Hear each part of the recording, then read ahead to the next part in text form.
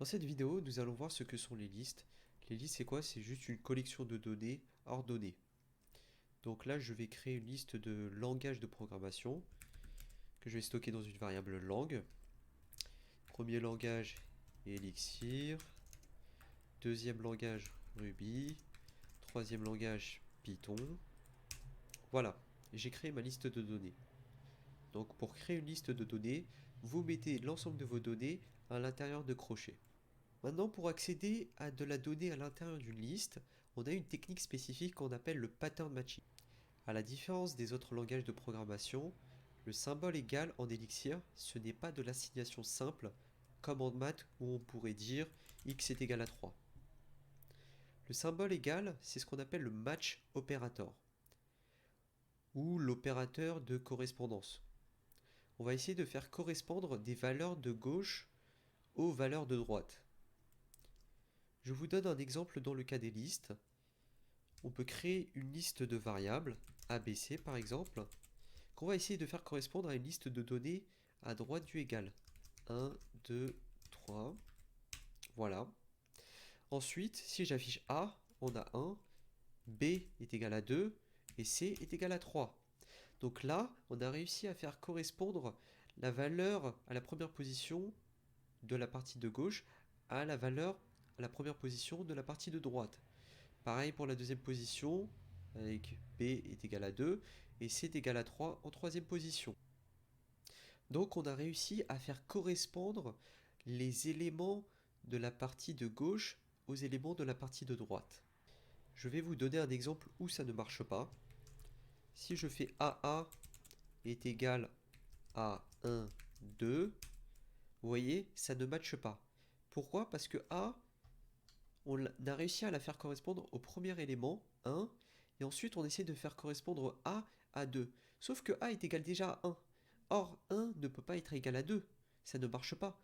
Donc, on ne peut pas faire correspondre AA à 1, 2.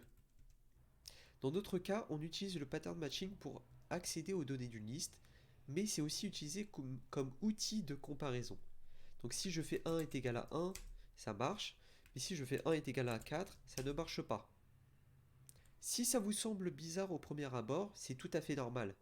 Sachez que le pattern matching est très utilisé en Elixir, et vous allez comprendre progressivement l'utilité de l'outil dans de futurs exemples, car c'est important de voir des situations concrètes pour voir vraiment à quoi ça sert.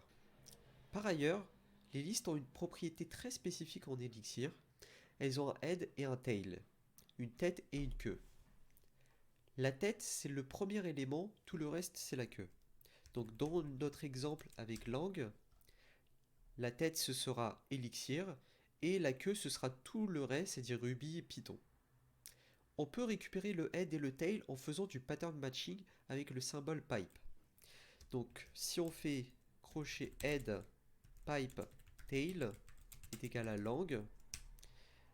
Si on essaie d'afficher head, qu'est-ce qu'on a?